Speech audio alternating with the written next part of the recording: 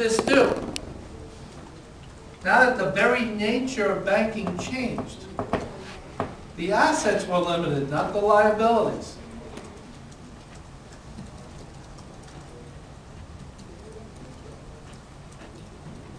You should understand the whole risk profile changes.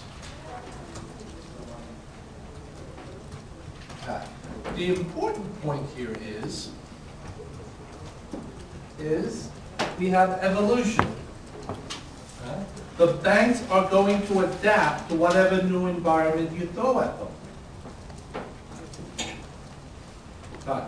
Because they found that they were capped here,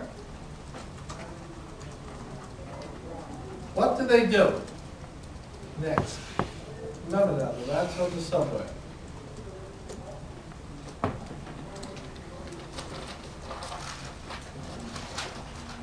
1934, we have something called Glass-Steagall.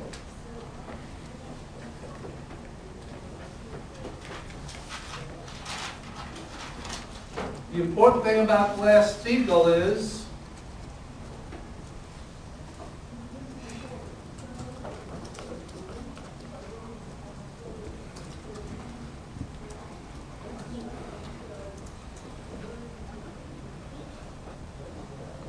you guys know this over there, right? Glass-Steagall separated investment and commercial banking. You ever wonder, Morgan Stanley, J.P. Morgan, that Morgan's sort of a common denominator, right? Coincidence? I don't think so. If you go, I think about 50 feet north of here, you'll see a plaque on the wall over there, J.P. Morgan, not a great guy. He wasn't a great guy, by the way. He was mean, nasty, greedy, and so on. I'm not saying he was a bad banker, but as a person, he wasn't a nice man. Right? But they do have a plaque for him that he was a nice man. Right?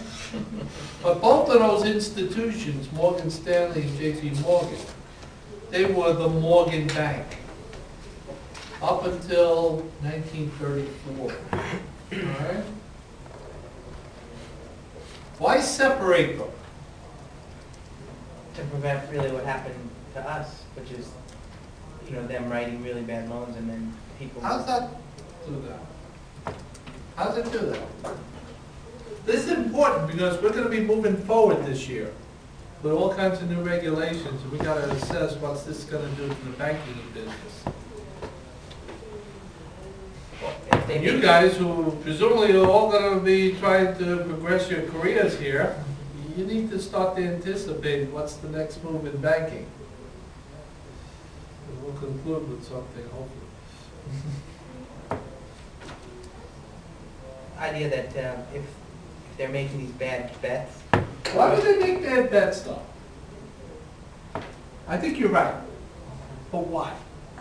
Why would a bank make a bad bet? Yeah, I mean, they have stockholders. They have 8% capital. Why do you want to hurt you? A lot of these guys have stock options and so on. Right?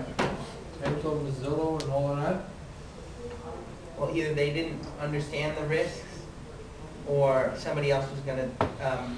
It's possible that they don't understand all the risks, but the reality is they tend to be very smart people. They tend to come from all Ivy League schools and all that kind of stuff. I don't think that's the key issue. They didn't care because they were backed up by the deposit banks. Well, what I'm really looking for is the term conflict of interest. What's the conflict of interest if you're a commercial bank and you're an investment? An investment bank does what? They sell stocks. A commercial bank lends money. So what's the potential conflict of interest if they're together? Oh, they can maybe lend you money to buy the security. Very good. Right? Oh God, I can't think of his name now. Guy went to jail too. Milken? No. The guy who was telling you to buy .com stocks in the 90s. And in his emails he's saying, suck at another guy, he bought the stock. Blodgett? Blodgett? Henry Blodgett? Guy Merrill, right?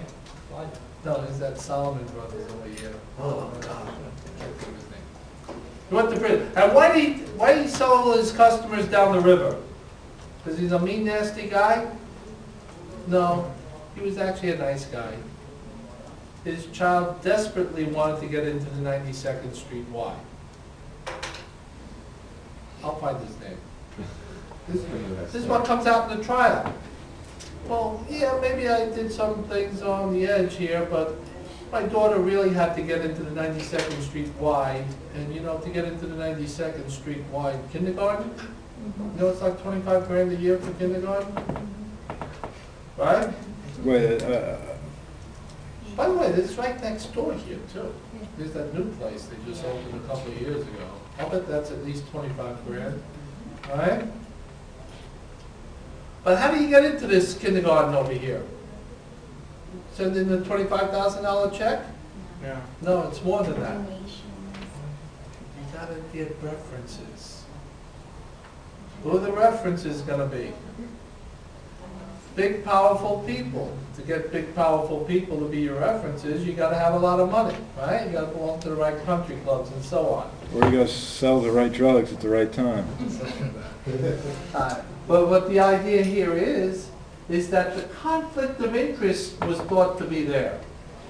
You're the investment bank, you're trying to sell this IPO, you're trying to sell this stock. And then you get a client, the customer says, okay, I'll buy it, I'll buy 20 million, but I have no money. What can you arrange? Loan. Not a problem, I'll lend it to you. So the loan officer says, this guy has a lousy credit rating. You'll see he doesn't even pay his mortgage. Are you gonna lend him $20 million? Just do it. I'm telling you to do it. Or we're gonna be getting a new loan officer here if you don't. All right? So this becomes this conflict of interest, right? You guys all know about Enron? Who is the biggest lender to Enron? Anybody know? It's JP Morgan. JP Morgan lent them over $5 billion. $5 billion? $5 billion. Because JP Morgan thought they were great credit. You know, they were accused of fraud, right? Who did their books for them? Arthur Andersen. And JP Morgan. Oh. JP Morgan set up the SIVs for them. So JP Morgan knew as